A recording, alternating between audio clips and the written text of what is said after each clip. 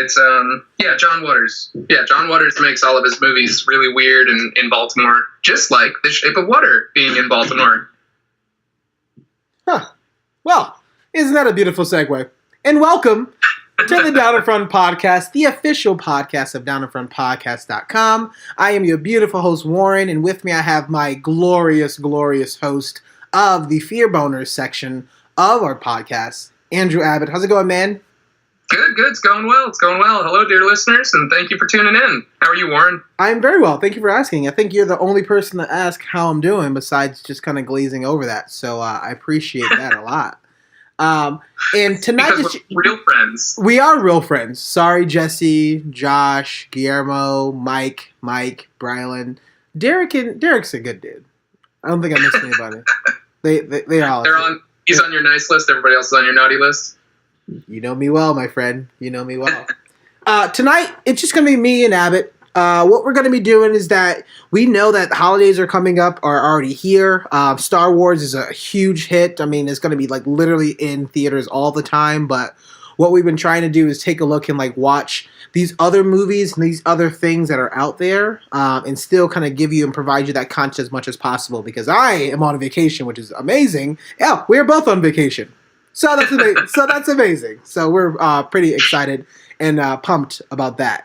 And we're going to give you, a small review of The Shape of Water, directed by Guillermo Del Toro. And, it stars, Octavia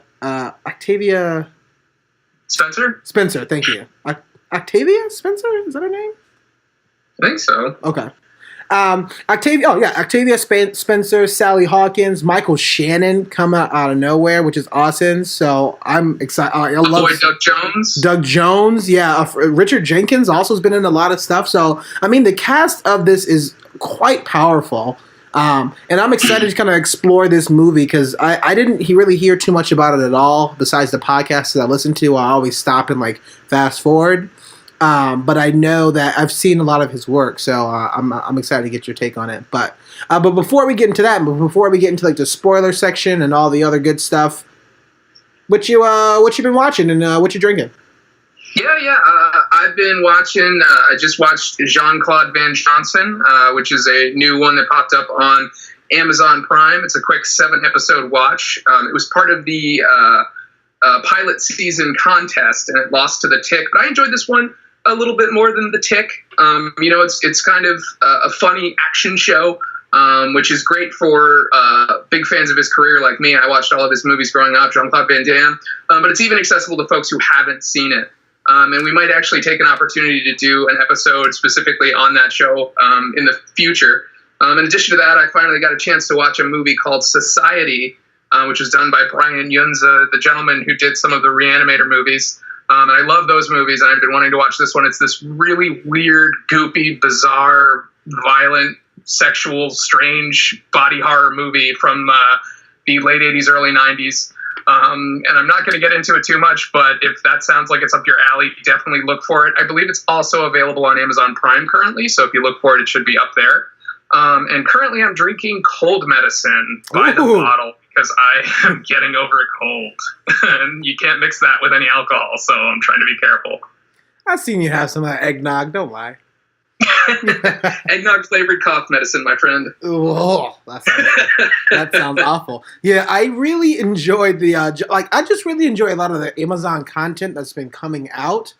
Although, me and Brylan previously, we had talked about, The Tick and Jean-Claude Van Johnson last year during the pilot season, and both of them came out this year, and both of those shows are just absolutely solid, but they're two different shows. I know The Tick goes a bit more of a serious approach, what happens when PTSD and things like that. Whereas this is like this show is just hilarious. It comes out of nowhere, and I didn't realize how much it talks about like his universe that he made. And then, like, just some movies he's kind of bringing up, and I just found myself just having a lot of fun with it. Like, especially we got a lot of content that's out there. We have a lot of like shows that are just kind of funny but kind of fall off, and I think they really didn't take themselves seriously. And I'm excited to kind of like really explore that show with you also. So I'm pretty pumped about that. So cool. Well, what about you, sir? What have you been watching? Oh, well, thanks for asking. I have been watching a bunch of things. I got a chance to rewatch this movie called Crybaby featuring Johnny Depp and Ricky Lake. I thought I watched the movie. I thought it definitely felt familiar, but I wasn't sure if it felt familiar because it was like alternate bizarro universe of Grease, but a little bit more like adult theme, like humor, like crude humor. So I thought that was kind of funny, but I actually really enjoy a lot of the music in this actual movie. This movie's like back in the 90s, but I think I actually enjoy some of the songs that they have in this movie more than I enjoy in Grease, and that's like the best sort of like comparison to kind of make from that. So that was fun. You should look up his other movies, John Waters. If you like Crybaby, you should look up his other movies. I think I may have seen some because that director, his face looks very familiar. So I'll definitely take a look at his discography or his videography, whatever that is. I'll look up his works. There we go. Because I was like looking at it, I was like, man, this feels kind of familiar. So I'm wondering if I'll look up some of his stuff and see what I got.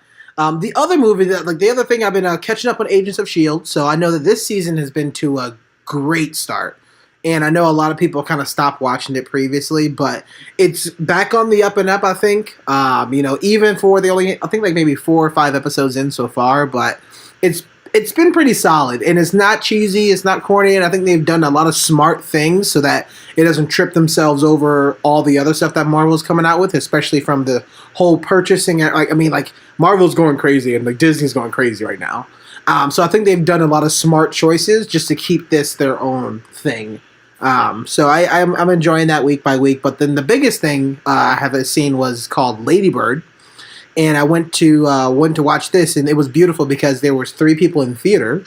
So everybody was at Star Wars and nobody watching the other movies. So as a tidbit, if you ever want to watch these movies by yourself and nobody like interrupting or whatever, always go on like a Star Wars launch weekend. It's amazing. I think that was pretty cool. But this movie was awesome. It really explores like relationships as well as, this little girl going through high school, like approaching senior year, and like what she's going to do after that. And everybody in this town saying that she's basically not good enough. She might as well go to college, but she's like, I'm not going to settle for something like that. And it really does explore like, what happens when, you find cool kids, or you find this guy that you like, or you find this person that you like, and bouncing back and forth, really trying to find your own identity. And I think it really kind of like speaks a lot with like people growing up and like people getting older. My birthday's this year, so my birthday's this weekend, so I think it's kind of funny just kind of thinking. Of course, it's this year, right? My birthday's this century, so there you go. So I thought it was a very important movie, especially between the part of the mom and the daughter, and the daughter's name's Christine, but she goes by Lady Bird just because she gave herself that name. And I think that was awesome. So it was a really cool movie. I think this movie was trending at like about 100% for the longest times on Rotten Tomatoes. And I think some people actively went there just to vote it down so it wouldn't be 100% for a while.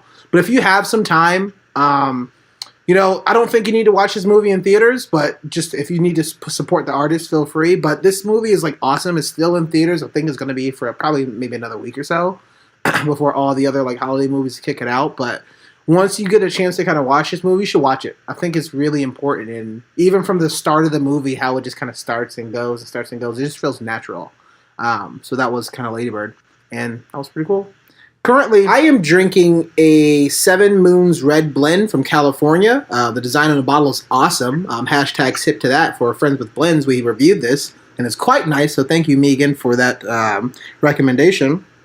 And I'm also drinking our trusty, soon-to-be hopeful sponsor is Arizona Iced Tea. And I have the... price is on the can. The price is on the can. Actually, this was 50 cents today. So price maybe wasn't on the can? I don't know. Who knows?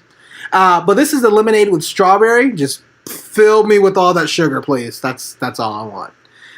But it's delicious. So those are two things that I have been sipping on and I am drinking. So we're pumped. I mean, I guess we will say, let's actually kind of get into the actual review. I'm going to toss it over to Abbott and say, just give you a couple of thoughts of, did you watch the trailer when you went into this movie, when you saw this movie? Like, what was some initial thoughts before we get into the spoiler sections of Shape of Water? Yeah, no, going into this, I mean, I follow most of these people on social media, so I knew it was coming. And like I mentioned previously, when I was at New York Comic-Con, I walked accidentally into the signing with Doug Jones, where he was there, and he was the nicest human being in the world, and he was all about telling us about his movie, and they were playing the trailer, so there was no way for me not to spoil this, but I love Guillermo Del Toro's films, so there was no way that I wasn't going to see this, and I'm glad that we're getting a chance to review it, so I was super pumped about it. Nice. Yeah, of course, as everybody know, I don't watch trailers, I don't watch any of this stuff. The only time I actually heard anything about this is when I was listening to a podcast, and I was listening to the Slash Filmcast, and one of the hosts on there talks about, I'm excited for this movie, Shape of Water by Guillermo Del Toro, and I stopped the podcast, and I was like, nope, can't do it, I don't want to hear anything about it, and I literally went in as blind as I could be. I think at one point, I may have, the only thing I did see was the two characters, Eliza and Zelda. They were standing like in the middle of a section. I saw like a screenshot of it or something. But that was like the only thing that gave it away. But like really going into it is completely blind. So I was excited, and after coming out from it, I was also like very glad. I don't know if this is a movie that we can like. There's spoilers, right? Like there's some things that you can definitely kind of spoil, but yeah. It's like an enjoyable experience, and coming from the director of Hellboy and of Pan's Labyrinth, like there's some things that you probably don't want to necessarily kind of show people or talk to people about until they've seen it. So I just don't know if it's a movie that can be spoiled, but at the same time, just shut up, just don't talk about it until people watch the movie. Well, even going back to the fact that like social media kind of got this movie all up in my face, it wasn't like hugely promoted, but for example, like I follow all these people, but also one of my favorite artists, James Jean, did the art for the movie poster. Oh, cool. Like the beautiful movie poster. Yeah, if you like that art, check out his other art. He's kind of like a big fine artist. He works for like fashion design companies and things like that. But the poster that he made for the movie is absolutely gorgeous, just like the movie. Cool. All right. Well, I mean, I'm excited to talk about some stuff. So let's unpack this movie. We're going to give you a quick intermission. We're going to talk about it, and when we come back, we're going to be talking about the entire spoiler sections of Shape of Water by Guillermo Del Toro. So we'll see you in a second.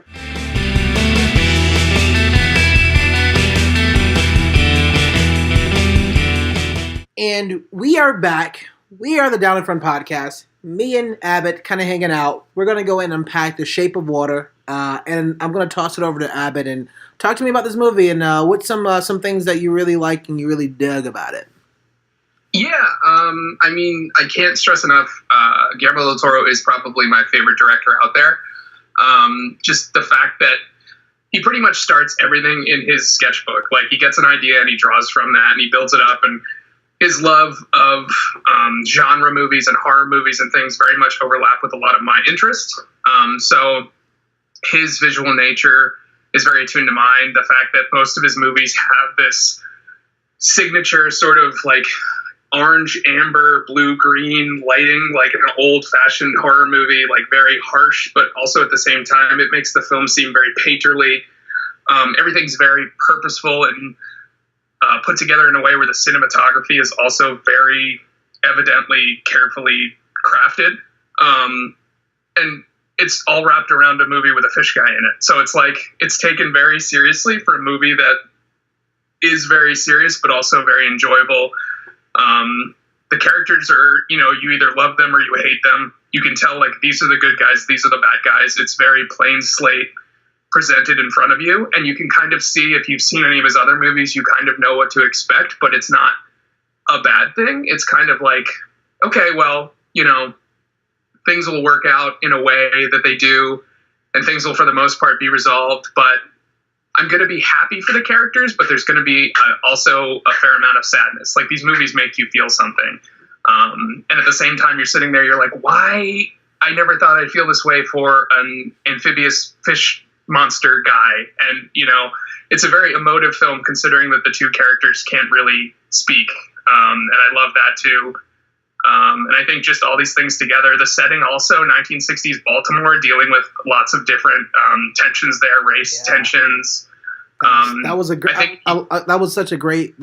That was such a kind of great one. But besides kind of the race stuff, but just like the tensions of like the modern society and like the working world, and even to the point where I don't know if you mentioned yet, but like how art, and how painting and how everything's being kind of transitioned to being digital, and nobody kind of paints or draws anymore or anything. And we see that from the Giles character of everything's kind of in this weird kind of loophole that weird sort of section of kind of transition. And I think he really got a chance to kind of speak to that a little bit just from just some of the other period or the pieces that we've seen in that time frame. Yeah, just the fact, going back to the fact that he's a very capable artist, and you see this in his work in his studio and how he sets up, but you sort of get this vibe that he's taken for granted, and he's also kind of dismissed because he's a homosexual, and it's like, well, like, why? Oh, it's the 60s and people don't understand and people aren't cool as they are nowadays, even though things nowadays are also kind of weird, but leaps and bounds better than they were. But looking back at that, every character in their own way is labeled a freak. Like, even the bad guy has that weird fetish where he only likes having sex with women who are absolutely silent. When that became a thing, that was one of the most terrifying reveals in the movie for me, because it was like, oh shit, there's going to be a very uncomfortable scene where he approaches Eliza, and I do not want that to happen. Yeah. And when it did, it was just like, oh god, what's going to happen? Like, he just deftly maneuvers these characters in ways where they interact and they interlace like a puzzle. Like, in my mind, Guillermo Del Toro has this puzzle, and he puts everything on this timeline in a way where it's like, okay, well, here's this character, here's these things, here's these challenges they have to face, but here's these hurdles that they have to get through and get across to get to where they want to be. Yeah. And even though, like, I can assume how a Guillermo Del Toro movie is going to either end or resolve, I still am kind of worried it'll go, like, I'm worried for the day when he's just like, okay, here's my movie, and then it just takes a sharp left, and you're just like, oh my god, like, what just happened? So there's still that excitement on the film. So even when I discussed it in the video teaser that it was sort of predictable, like, that doesn't bother me with his movies. They're still incredibly enjoyable, and I love the hell out of this movie. Yeah, I really love that fact, because the actor you had mentioned was Michael Shannon, and I like Michael Shannon that dude is a great actor, and I think it took me some time. Like, the role that he has in here really reminded me of his role in Bug. Have you seen that one? I know you probably. No, I wanted to see that one. It took me a while to warm up to him as his General Zod, but his Zod is actually really good too. Like, he's a good villain. I mean, he's a great actor, and I think he's been stepping in a lot of different roles, but he also does this particular role, and I think he's probably a better villain just because he has this demeanor that's like very stoic but very creepy. And it may be because like either the color of his eyes or some way that he kind of presents himself is just like, man, you just give off a creepy vibe. But I know he's doing that like kind of on purpose. So I think it's also going to be kind of interesting just to see here. Like he really kind of like kind of went into and kind of made that character, even when like his fingers getting kind of bit off, and he kind of put that on, and he just kind of dealing with that. And I like how, I'm going to get into that a little bit later of, what that represent, and even to the fact that he has these little small candies and what that represents, and all these things that were just kind of just smattering all over the place. Like his performance here, I'll be surprised if not many people, or this movie doesn't get like a nomination for some Golden Globes or something. Because I think everybody it's already won some smaller like sci-fi awards and things like that. Good. But yeah, no, that's a good point. I almost forgot about his fingers. Like, Guillermo del Toro has like this thing, like a theme layered in with either losing limbs or some sort of debilitating injury, either for like the hero or the villain, and it's always in there somewhere. So that when I saw like him fly out of the room, like clutching his hand, and like the scene where they find the fingers, I was like, oh god, that's going to be weird. And then when you oh, they're stapled to his hand, and you're like, but that's the 60s. Like, medicine probably didn't have a great like workaround for reattaching, and it just became this whole thing where you were worried for him because you're like, he's an asshole, but his fingers are turning black, and then people start to tell you they stink, and it's like maybe his disembodied fingers stink, but maybe he just stinks because he's such an asshole. He's such just a shitty person. Like, it's such like grotesque grossness in this film that's so beautiful that it's just like right there. You're kind of happy it's happening to him, but also you can almost internalize it. You're like, oh well, shit. Like, what if that was me? You know, like, even though he's the bad guy, you kind of identify with him because you're like, I could have an accident where I lose my fingers. Like, oh god, like. Oh, well, it weirds me out every time. I guess the other thing that, you mentioned something that I think that was actually a very powerful one is, there's a lot of things in this movie that these people, these, 4 or 5 main characters were very okay with. Eliza, Zelda, Richard, which is Michael Shannon's character, Giles, and Dr. Hofstadter. What was his name? Hofstadter? Yeah. Yeah. There was a lot of things that happened in this movie that would probably freak a lot of people out. Or there's a lot of things that he introduced in this movie that probably would kind of gross people out, but he really tried to kind of set a particular tone. Like, even in the beginning, like the one of the opening sequences that we see with Eliza, like, you see her like masturbating in the bathtub. I was like, I thought that was kind of random, but it wasn't to the point where it's like, no, but this is the kind of movie, like, these things are kind of normal, so these normal things are happening, so you have to get comfortable with it, because when somebody gets their 2 fingers bit off, you're going to see somebody else just pick them up casually and put them in a freaking lunch bag. It was like, this is all I got. And so you have like that weird, dark, comedic moment, but this day and age, if somebody's fingers are bit off and they're sitting right over there, everybody will be freaking out because that doesn't happen, right? But yeah. Also, you're expected to be in this movie of, oh, so this is not normal, and these people clearly are not normal also. So you have to then accept what's happening, and especially the communication piece, and you also have like the Russian sort of subplot kind of sidelines and that shit kind of happening, which is all over the place. Of man. These people who are doing a lot of kind of crazy sort of things, that it's their particular kind of normal for like the job they kind of signed up for. So I thought that was a pretty cool moment, and it's a pretty cool way to see that.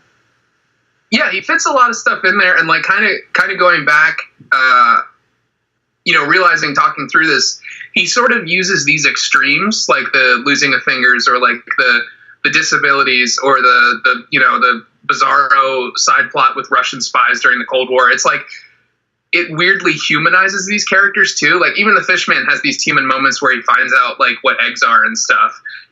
But like the scene that sticks out in my mind is the one where the one doctor is talking to the Russian spies, but like they come in while he's getting dressed and he's just standing there in his underwear.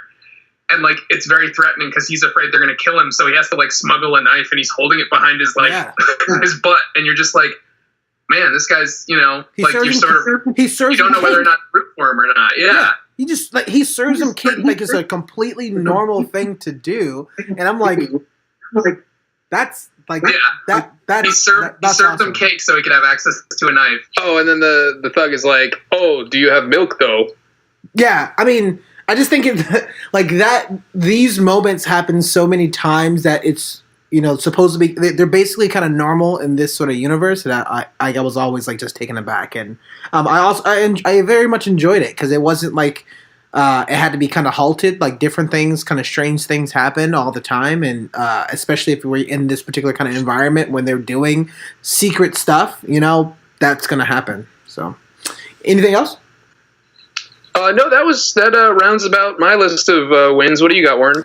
Yeah, I had a lot, but I'll try to kind of keep it like in bullet points. But like there was I was definitely kind of looking in this movie of, there's a lot of stuff here, and I don't think I'll be able to kind of wrap my head around all the. I won't be able to kind of appreciate anything and everything. So I had to like really make myself a list while I was watching it. The importance of green. I think that was kind of interesting and similar because you have the greens and blues and the entire color palette that was used with the water and how we started underwater. You can see Eliza kind of floating up and then like goes down and because if she's kind of starts her day. But then you got, the green candy that's being used, and then you have the green, when Giles goes and like paints like this, literally the red Jello that's supposed to bring a family together and bring it happy. Some of the feedback he gets on the artwork was like, you got to make it green.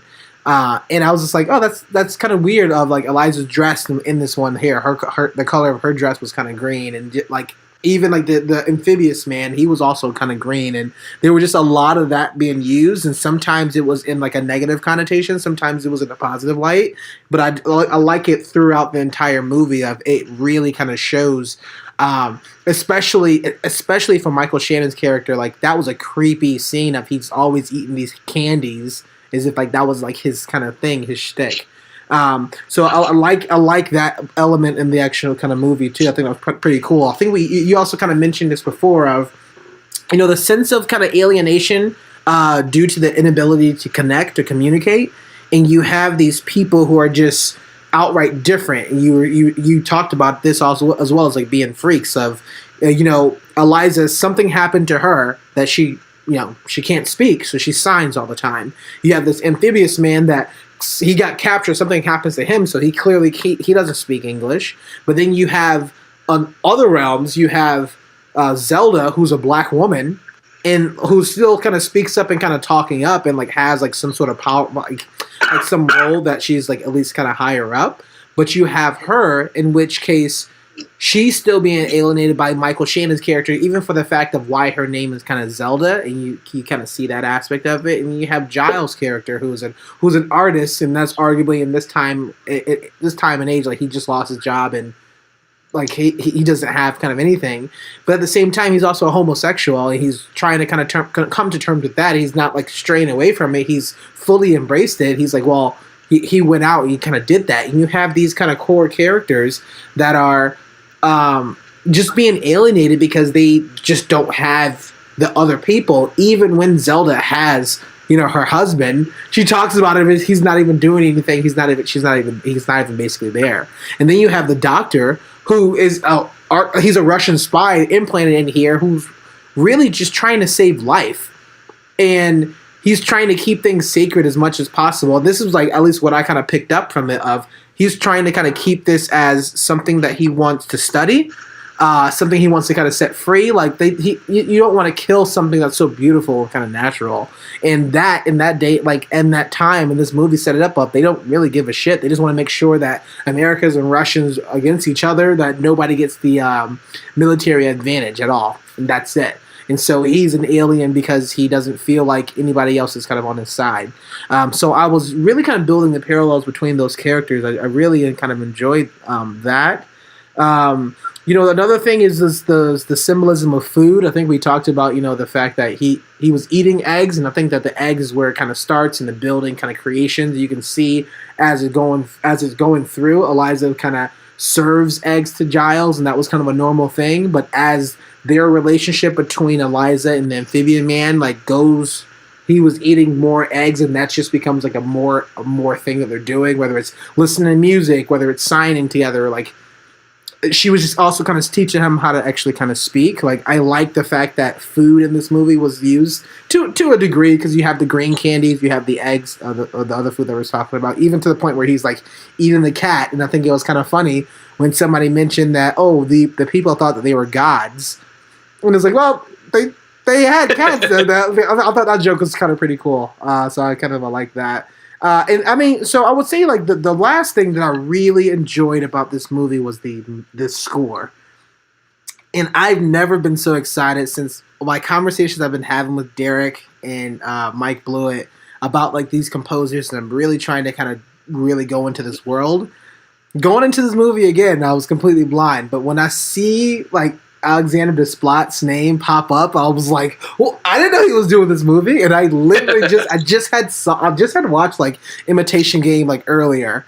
And you know, we talk about I watched The Arrival a lot, and I listened to that movie a lot too, and the scores that he had were just absolutely phenomenal. And I think this score was a bit of a mashup between a couple different ones. I got a lot of French themes in here, as well as, you know, we got like a weird Wes Anderson mode, but it was also a very fun, kind of upbeat, but very like engaging sort of score. And you know, I would tell people, like, you know, I guess for right now you may not be able to listen to the score, because if you see like some of the titles of the actual songs, it's a bit of a spoiler. But that was pretty cool. I really liked a lot of the music in this movie, and just like locations that they necessarily used, and the use of music as well. Like being able to see Eliza, because I was believing that she was like, she potentially could be like mute, like maybe she was mute in real life. I don't know. But seeing her sing and use that actual kind of musical theater, like all the stuff that she's been watching, you see her dancing and like using the arts and like to express herself in all these other ways. Like she doesn't need to speak. Like she doesn't need to have the ability to speak. Like she's expressing and communicating in so many other different ways and channels. And I thought that was very powerful and a very great way just to show how nonverbal communication could be just as effective, especially in the movie. So, yeah. So those are a couple of my wins. I'm sure that we're probably going to be talking about some other things in the actual kind of movie. But let's also kind of just get into, like, maybe I know that, you know, just like any and every other movie, like not everything's kind of perfect. So Abbott, what are some things that you just didn't quite work for you for Shape of Water? Yeah, like I said before, excuse me, I really loved this movie, and it met my expectations and exceeded them, but there were some things, and maybe it's a little nitpicky, but kind of going into what I was saying before, for me, Del Toro, his movies are sort of what you see is what you get. You're presented with characters, and it kind of goes along like a book in a way where it's almost like a picture book. It's a storybook that you can kind of guess what's going to be on the next page. You can assume how it's going to end and how it's going to wrap up, but you're introduced to all these like secondary and tertiary characters that sort of fluff the sides a bit. But for me, it was sort of like I knew what was going to happen next. But I still enjoyed it. You know, it didn't really bother me. What bothered me more was that it almost felt like he did sort of take the character that he created in the Hellboy movie that was different from the original content, the Abe Sapien character who loved eggs, and was also a bit of an empath, and sort of was like, well, I'm not making these movies anymore, but I had more stories that I wanted to tell with this particular monster. Even though he couldn't talk, he was very similar to the Abe Sapien character. In addition to that, there were some things for me that were sort of glaring plot holes, including we never really got any resolution as to why Eliza was dumped by the river as a baby. You know, it was sort of a hook the whole time that it was going to become a thing. And like towards the end, when, you know, her gills are activated and, you know, you assume she becomes like a fish person. It's like, okay, but like, why did she still lose her voice? Or like, why did someone scratch her that way as a baby? Like maybe it was going to be like, I feel like there could have been something clever revealed there. Yeah. But also combined with that, the fact that it is revealed essentially that the fishman is a god, like that was sort of a cool reveal for me, is like, oh, he's seen as a god, and like you have these things that sort of prove like, yes, he's invincible, he's invulnerable, he's sort of omni-powerful. You know, he touches Giles' head and the next day his hair starts to grow back, and he's sort of cured of not only like his hair loss, but also sort of like his doubts in a way. Like he's much more forward, he's much more confident, and he's got his hair back, and it's all like this symbol of his change and also the fishman's powers.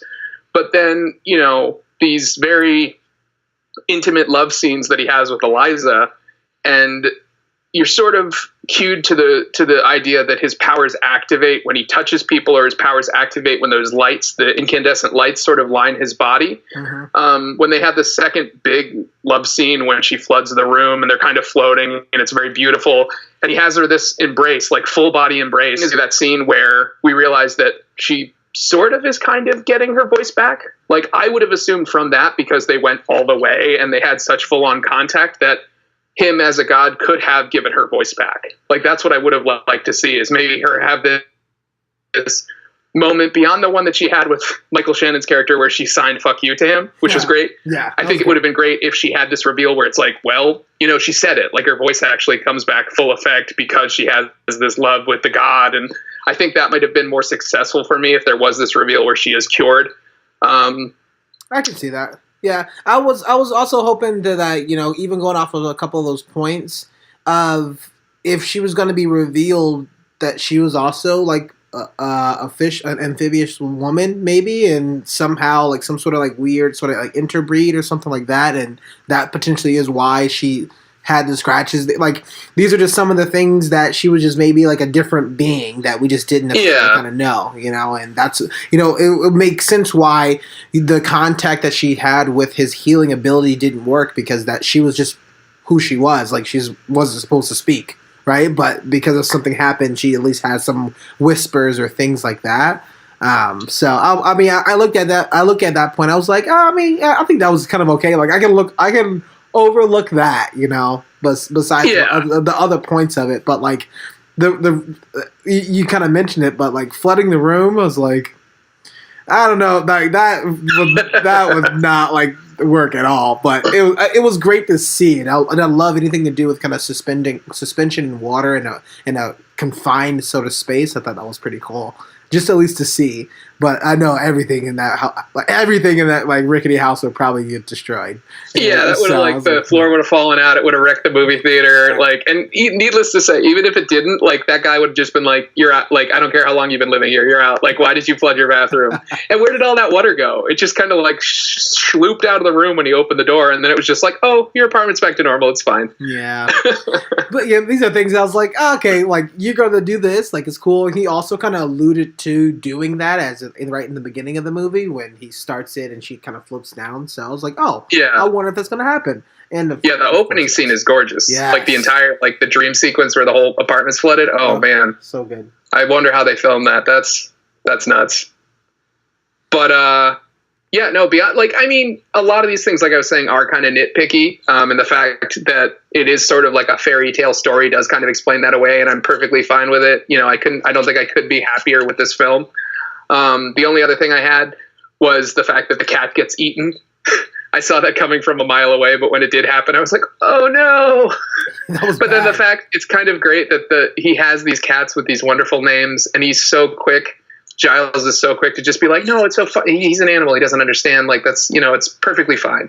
And that's like, it sort of, even though it's a terrible moment, it sort of feeds into this great moment, like a scene later where it's like, this understanding between these two people where, it furthers their friendship, their relationship, their connection. And that's really great. But, I hope that there were no cats that were actually eaten during the filming of the movie. Yeah, I like, you really call out a good point. I really like the fact that in the moment of there's like a violence, there's a horrible thing that just happened to your cat that you like live with and you like love.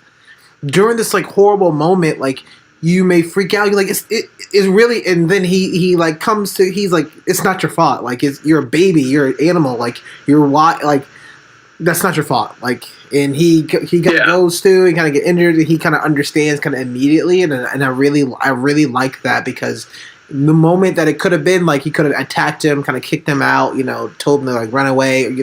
There's a lot of other ways that could have been like resolved, and I'm really glad they went to it of like the more accepting, the acceptance approach. I thought that was pretty cool. I thought that was a really kind of effective way just to kind of tell you like this is the kind of movie that we're showing you here. I thought that was pretty cool. But fair warning to cat people, the cat ladies of the world and the cat men of the world out there, this movie might not be for you, because there is cat violence in this film. Yes. That was pretty rough. I did not. I guess I didn't see that quite coming, but I don't know what else he eats besides eggs. So they said he needs to have a high protein diet. Yeah, as soon as they said that, I was like, "Ooh, those cats! Oh, cats are full of protein." Cats are full of protein. All right. What else you got? That, for the most part, wraps up my my criticisms. What do you got, Warren? Yeah, I have a couple of glaring things. But I'm also going to be probably kind of mixing in other things that I did like. I know one thing that we didn't mention you kind of alluded to. But I'm glad that Giles at least he goes like they have this like really great. Oh, that's another thing that was great. It was the key lime pie that they were eating. I knew that was something else. And also the use of food, right? And the use of food as using of connection. He would go and get this key lime pie, and clearly he's done this like every day at the same time because he has this really crush and he like really likes his guy, and they have this kind of moment. I wasn't too sure. I think there was a bit too much on the nose, and I think it could have been a bit more just kind of implied of this is who he is. And he's just like that guy is just a shitty person. But to the fact that he goes and he actually meets him in person, they're talking, they have a kind of good time. And then he goes for an advance. He's like, what? And then there's a moment that happens right then that he's like, what are you doing? Like, I think you're like, I think you need to leave. And then you have the two black couple comes in, and he just basically kicks them out. And I'm like, that's too much. There's too much negativity and animosity in that section. It should be like kind of one or the other. And he kind of put it together to say like, oh, this guy's an immediate shitty person, not only for not accepting homosexuality, but not accepting kind of black people. And so I was kind of hoping that you make it a bit more subtle. One of them, like either one, like you can feel free to kind of blow up on one of the other cases, but like at least kind of make it subtle because we were in that restaurant before and there were no black people there, so we can also kind of keep like that could be like a key that we can necessarily see or kind of show me that. So that was one thing that I was just like, the other thing that I start seeing this in a lot of movies too of they're in like a secured facility that people have to punch in and punch out, and you have like all these things that you have to kind of follow, and even if they are janitorial sort of staff, like they still have to follow protocols at certain times. How the hell did nobody see Eliza do all this stuff? And they had camera. Yeah. They had cameras. They have cameras everywhere. We were shown the cameras after everything as a plot device to use the cameras to kind of sneak out, But I'm sitting there, I'm like, she went there with all this food, had a record player, was playing music. And sometimes she didn't even have her cart, or she left her cart outside, And they were just like, man, I know that we want to get her there, you want to get to those scenes, but you got to make sure you tie those things in. Like, there's a reason, there has to be a need, like, right? Like, why does she keep going into there? Because she doesn't clean up blood all the time. So why does she need to kind of keep going in there? Maybe she's delivering something that's on her main route. Why is it only her? Why is it not her and Zelda? Like these are the kind of the questions that I was like, man, how does she keep fucking getting in there? Like that, what's happening? So I had a bit of an issue with that. Did you notice that? Yeah, it was partial. Like it's almost like, okay, so you're the janitorial service at the Men in Black's headquarters, and you have like unlimited access even though you don't need it. But at the same time, there was sort of that side thing where the Russian spy doctor kind of knew that she was doing that, and he kind of wanted her to progress the communication. Like, he kind of wanted her to test the amphibian man over and over again and see how the relationship developed. But meanwhile, like, Michael Shannon's character, who would have been, I think that's the thing, is like Michael Shannon's character would have been like up her ass about it. Yeah. Would have been like, what are you doing in here? Like, what's this all like? He would have seen that, But then further, when it's revealed that the guys who are chilling out on the loading dock, and they're just like, oh yeah, we smoke out here all the time, we just move the camera, it sort of gives like a hint that maybe the security isn't up to snuff there. True. So that sort of covers that for me, but I could see why it is kind of bothersome. It's like, yeah, these two unassuming, but maybe that's it too, is maybe they're so totally unassuming that the people there are just like, oh, they're just janitors. What are they going to do? Yeah, I mean, and they also talked about it because, like, I think they mentioned the fact that women in the cleaning staff are not looked at all, and they're just invisible.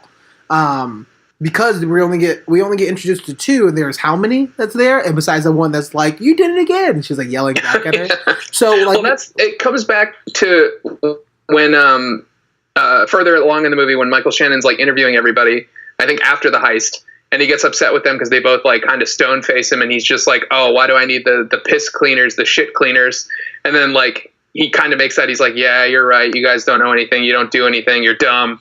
And then Zelda, I think, delivers the line later on when she's just like, when he figures it out, and he's like, yeah, it's the shit cleaners. kind of like rubbing it in his face. Yeah. I like that callback. I guess the one thing that I would like, there either A, needs to be a need, or B, the Russian doctor. His name was not Boris. Crap, what was his name? Dostoevsky. No, what's his first name? Zangief. He says his first name. I'll think of it. But if there was something that you can show me that this is how he's covering up her tracks, like, I think that would be pretty cool. Because, like, if you can just show me him actively being there, actively moving the cameras, or actively deleting the footage, or something he's actively doing, like, on the side, as he's, like, slowly kind of cleaning up her tracks of her just kind of doing this so that, A, she doesn't get caught, B, he still gets the same sort of interaction that he needs to progress it, and then C, that's where the actual, like, there's tension there. Like, she knows what she's doing is wrong, but I felt like she was going into it knowing that she's doing something wrong, but there's no consequence. And then to the point where she has to break them out, then that's when it gets bad. But like, whoa, you already broke protocol like 16 steps ago. Let's talk about that. So like I said, these are all these like kind of criticisms or just things that I noticed about the movie. I think it could have been like cleaned up a bit easier, but it wasn't too terrible. I think that also goes into the commentation of women in this world. Like, you have one woman who doesn't even speak, and the other woman who can speak and like interprets for her is treated like shit. So like this is the society of like men kind of ruling. Like that's just an actual thing. Even Zelda's husband was just like, why even show him? Like it was to the point where like I sat there and I was like, what? Why is he even there? He was literally just there, to deliver that line, be the scapegoat, ruin the plan. Yeah. Like, that's all he said. Yeah. So I was like, there could have been another kind of craftier or a better way. Also, like, the other thing I was just kind of thinking of is how the hell did he know where they live? Like, did he go? Oh, yeah. He showed up there real quick. Did he already memorize it? Like, maybe have her files open? Like, oh, yeah. Some of the things, but, it happens Maps. So quickly. Oh, Google Maps, of course. Yeah. I do like, though, that the one thing we didn't notice is the mention of the car. And the salesman of the car, and he bought the car, and it just gets fucked up in the end. That was a great moment.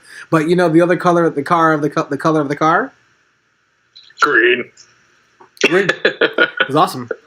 And then, so the other, I guess the other thing that I was kind of bummed about is we learn a lot about these side characters, and we really, we go on a bit of a journey with Giles, and we go on a journey with the Doctor. We go on a bit of a journey with Zelda's character a little bit. We see Zelda kind of covering for Liza, like punching her in and out and stuff like that. But I just feel like none of those was kind of resolved. This is one of the things that I was kind of talking about of, we talked about Giles. We talked about that he goes up and he confronts the guy and finds that the guy's a kind of a racist and he's like kind of a homophobe, just the shittiest person ever. But then, does he still does his work? I see that he was drawing pictures of the amphibious man and doing that, but is he going to continue to do that? There's his cat did die. What's going on? Is his hair going to continue to keep growing back? There's a lot of questions. There's a lot of things that I would have liked about that. The Doctor character, did he die? I can't remember. I don't know if he actually. I know he got shot. He got shot. And I thought he just literally left him after he interrogated him. Yeah, I don't think he kills him. He just fingers his bullet holes and tortures him. Yeah. Yeah. So I was like, oh, but does he die? We didn't see him after. I assume that he died, but I'm not sure. And I think it's also the other thing that I'm thinking about is we see a bit more of the reason why Michael Shannon's character stopped was Zelda had called the police to meet them exactly at the docks at the time. And I'm like, how did she call the police and get there that fast? Yeah. But this is just nitpicks and kind of some of the continuity stuff. But overall I thought it was awesome. This movie was pretty cool. We can definitely kind of keep unpacking as much as possible. There's not a lot of criticisms that I have about this movie. There was just the biggest thing, right? That the reason why that this relationship had to go, I just felt like there was a lot of stuff that could have been a little bit clearer, a little bit easier. But I love the fact that the introduction of it, because I didn't know. I knew kind of sort of there was like a amphibious character or something, right? But with the interaction, like we see Michael Shannon characters once, and he's like kind of weird, and he also has like one of the creepiest lines ever of, "Oh, I washed my hands before, but definitely not after." And it shows weakness. It shows weakness. Yeah. I was like, "Nah, he's so creepy. Yeah, he's so creepy, so weird." But I thought that was a pretty cool line. That I thought it was like line, especially to show how much of a creep that he is. But then the next time we see him, he's completely weak, and he's like he's missing 2 fingers, and blood's everywhere. And I'm like, what the? He's jumping around. So, overall, like I was pretty excited, and still excited about this movie. Well, I think you made a good point, and we've both called it out a couple times, is the fact that the amphibious man touches Giles' head and causes his hair to grow. So I think. And let me pitch this idea, but I think Guillermo Del Toro's next movie should be about like the man with the hair that won't stop growing. We can shop a better title, but I think it would be great if he just has hair that grows out of control and it's like taking over the world, and it'll be wonderful. There'll be all these like these characters that interact and fall in love and fall out of love, and there'll be a terrible hairdresser guy who's the villain, and Giles just wants love, but he's covered in 50-foot long hair. I think it could work. I mean, I don't mind. Yeah, sure. It could be in the modern day Rapunzel. Who knows? Yeah, yeah. Or Adventures of Russian Doctor. He's still shot. He's still bleeding, but he's in the witness protection program now. Oh my gosh, that would be hilarious. Yeah. So. Let's go into like our kind of lasting thoughts. And so what are some lasting thoughts, some overall kind of feelings you have about this movie? Would you recommend watching this movie, and kind of going from that? Yeah, I would. I would definitely recommend folks watch this movie because monster movies like this don't come along very often. Yeah. The fact of the matter that Universal is trying to repitch their classic monsters, and they're doing a terrible job, vis-a-vis Tom Cruise's Mummy disaster, which I haven't seen, but I heard was hot garbage. And even the one before that, whatever it was. But this, in my opinion, would be a great installment as the creature from the Black Lagoon. Like it has its moments where it is scary. The monster's not scary. The situation's scary. The monster's amazing. It's a very heartfelt movie, but it is a very intense movie at times. And it is a weirdly good holiday movie. I feel like it's a good movie to have been released around the holidays. So if you are a fan of any of Guillermo del Toro's previous movies, definitely go to check this one out. If you've never seen any of his movies, definitely go check this one out. It'll give you a good feel for his other movies. If you do like it, there's a whole bunch of them you can go back and check out. So yeah, I would definitely recommend this movie to folks, and definitely check it out in theaters because it is beautiful. You're beautiful. I completely disagree. I completely agree. My bad. With what you said. And the one thing that I was just thinking is, you said something about being scary. Like the scariest part of these people were the people, the American and the Russian people. Like the scariest part were people in this movie and how much humanity at that time, and arguably right now, but humanity sucks, and the time that they're living in right now is absolutely terrible, and like they are surrounded by like a lot of shitty people, but they still have hope, and they still are doing the things that they know that they're right. And I think that's a very important message of no matter how bad it necessarily gets of what you're trying to do, and what you're arguably trying to do may not be best for your society, like your situation, or what's going to be happening is maybe against the status quo. Like if that's something that you believe in that time, like keep at it, like because that's love is something that's very rare, and especially with you talking about these people that are completely on two different sides. I think that's pretty cool to see. I love this movie. I really enjoyed it. I'm excited to kind of really unpack this again and kind of watch it again. I've listened to the soundtrack one too many times, but I'm going to probably listen to it again tomorrow. I definitely would recommend it just for the fact that, just go out, like go to with an open mind, just kind of explore this, like this is a matter of fact, like this is a story that we're just kind of like he is trying to tell. And it's just definitely telling a lot of things in a new way. I would love if they would redo all all of their monster movies kind of like this. I think it'd be pretty cool. Like, I was even thinking about, like, oh, maybe this is like a prequel to something else, or like a post after or something like that, right? And I think that'd be kind of a pretty cool sort of moment. But I really like the movie. I really like the characters, the acting, just about everything. Especially there was a lot of stuff I really enjoy, sort of like the Mad Men and like the art that Giles was drawing. And he had like this stereotypical sort of family. And I think one of the things that he was like, well, the family needs to be happier. He's like, how? That's and he was like, that's not realistic. Like, that's not like a real sort of family. And I think that was also a really important line. There's like a lot of stuff. There's a lot of small like Easter eggs that you can unpack in this movie. And so definitely when I watch it again, I'm going to hopefully come back to it to talk about it more. It is definitely like a great, like, it's an escapist film, but it's also, like you were saying, the scariest parts in this movie are like the realistic parts, the parts that are going for realism, like the Cold War spy drama, like the Men in Black, like the Americans for America bullshit that kind of goes down. It's like, well, hey, but what's going on today? So yeah, right. And with that, we need more fish people. With that, we are the Down in Front Podcast. Thank you so much for hanging out with us, for reviewing The Shape of Water by director Guillermo Del Toro. I know it's still in theaters, but it probably not going to be in theaters that much longer. It's definitely a more smaller scale, definitely more smaller budget than all the movies, a majority of the movies coming out. But if you do get a chance to kind of watch this, I'm interested to see if this is a movie that's going to pop up on like Amazon Prime a couple months from now, or I would really want this movie, and especially kind of Lady Bird that I was talking about. I really want to make sure that people get the chance to kind of watch these movies. Just because it definitely just gives you a different feel. Like, not every movie has to be a rom-com, or not every movie has to be a Star Wars or like a sci-fi movie. Like, this is kind of a sci-fi movie, but also a rom-com, but not. It's like a weird sort of like in between, like in the middle. And that's Sci-rom. Sci-rom. Ooh, I think you may have gotten it. Andrew Abbott, where can we find more of your work?